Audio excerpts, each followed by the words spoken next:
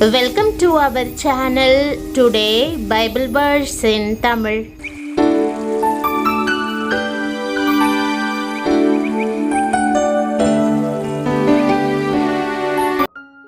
இன்றைய வசனம் எரேமியா 32 அதிகாரம் 41 வசனம். கிறிஸ்துவுக்குள் பிரியமானவர்களே, நம்முடைய ஆண்டவரும் இரட்சகருமான இயேசு கிறிஸ்துவின் வல்லமையுள்ள நாமத்தில் உங்களை வாழ்த்துகிறேன். எல்லா தருணத்திலும் தேவனை முதலாவது நினைக்கின்றீர்களா? அல்லது உபத்திரவத்தின் போது கடைசியாக அவரை தேடுகிறீர்களா? அவரை தொடர்ந்து தேடும்போது அவரது நன்மை தினமும் உங்களை பின்தொடரும். நீங்கள் பூரணராகும்படி தேவன் காத்திருக்கவில்லை. நீங்கள் அவரை தேடுகிறபடியால் இப்போது நீங்கள் இருக்கிற வண்ணமே அவர் உங்கள் பேரில் மகிழ்கிறார். அவர்களுக்கு நன்மை செய்யும்படி அவர்கள் மேல் சந்தோஷமாயிருந்து என் முழு இருதயத்தோடும் என் முழு ஆத்துமாவோடும் அவர்களை இந்த தேசத்திலே நிச்சயமாய் நாட்டுவேன் என்ற வாக்குதத்த வசனத்தை இன்று நாம் தியானிப்போம். இப்படி வாக்கு கொடுக்கும் நம் ஆண்டவர் நிச்சயமாகவே தம் வாக்குதத்தங்கள் எல்லாவற்றையும் நிறைவேற்றுவார். வேதம் கர்த்தர் நன்மையானதை தருவார் என்றும் கர்த்தரை தேடுகிறவர்களுக்கோ ஒரு நன்மையும் குறைவுபடாது என்றும் கூறுகிறது.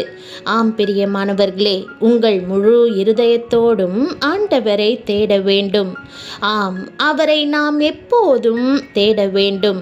தாவீது கர்த்தரை உண்மையாய் தேடிய தேவ மனுஷனாக இருந்தான்.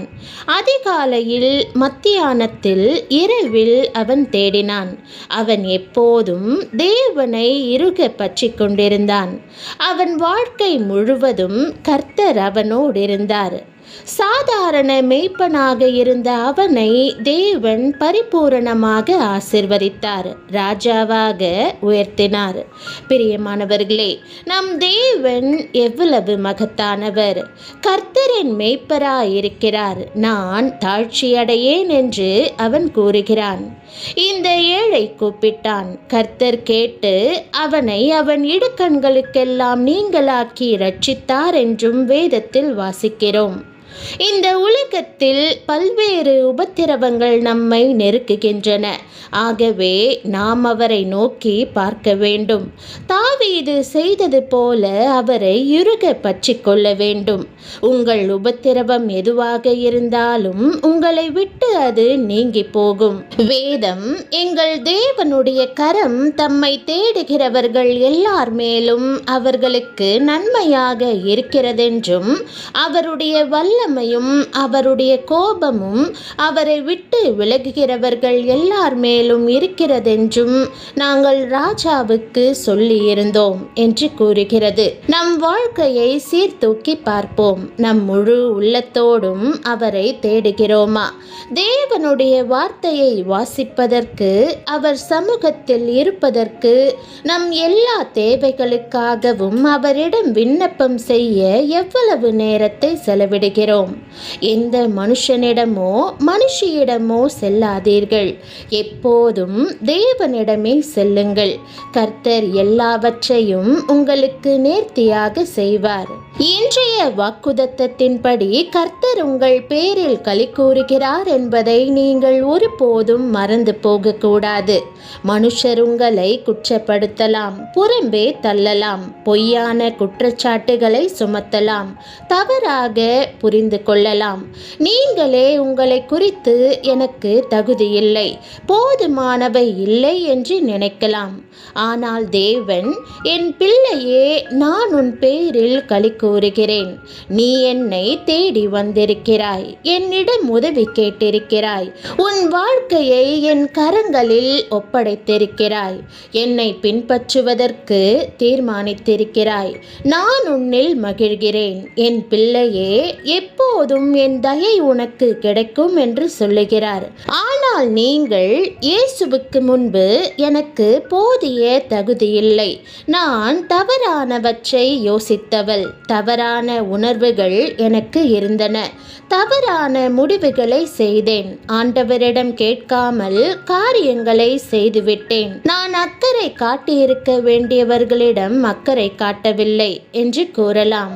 ஆம், தேவனுக்கு முன்பாக பூரணராக காணப்படுவதற்கு அவ்வாறான பயம் எப்போதும் நல்லதுதான். ஏனெனில் கர்த்தர் பரிசுத்தமுள்ளவன் இன்னும் பரிசுத்தமாகட்டும் என்று சொல்லுகிறார். நாம் நம்முடைய பலவீனங்களை ஆராய்ந்து பார்த்து எப்போதும் பரிபூரணத்தில் நடப்பதற்கு பிரயாசப்படுவோம். பரிபூரணமாக வாழ்வதற்கு தேவன் நமக்கு கிருபையை தருவார். நம்மிடம் குறைகள் இருக்குமென்றால் அல்லது சரியானவற்றை நாம் செய்யவில்லை என்று உணர்வோமானால் தேவன் நம் பேரில் சந்தோஷமாய் இருக்க மாட்டார் என்பது அர்த்தமல்ல. வேதம் அவர் உன் பேரில் கம்பீரமாய் களி கூறுவார் என்று கூறுகிறது.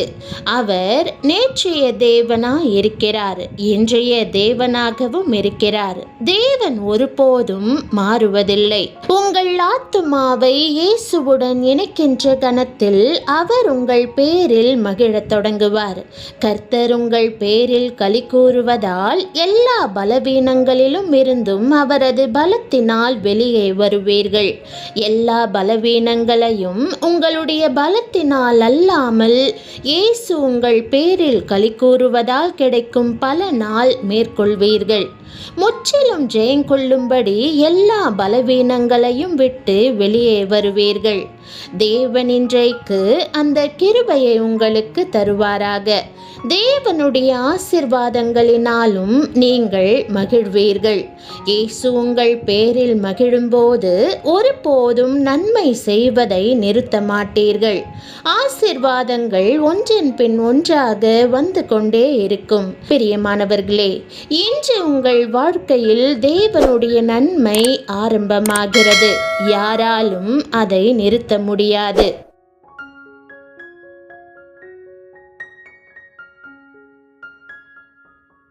ஜெபம். அன்பின் தகப்பனே, எனக்கு நன்மை செய்வதாக நீர் அளித்திருக்கும் வாக்குதத்தத்திற்காக உம்மை ஸ்தோத்தரிக்கிறேன்.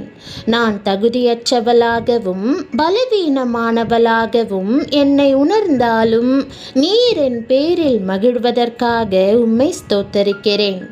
எல்லா தருணங்களிலும் உம்மையே தேடுவதற்கு எனக்கு கற்பித்தாரும். தாவீதைப் போல உம்மையே பற்றி கொள்ள உதவும். உம்மிடமிருந்து என்னை விலகச் செய்யும் எல்லா காரியங்களையும் அகற்றியருளும். உம் பிரசன்னத்தின் தாகத்தால் என் உள்ளத்தை நிரப்பியருளும். நான் உம்மை தேடுவதால் எந்த நன்மையிலும் குறைவுபடாதிருப்பேனாக.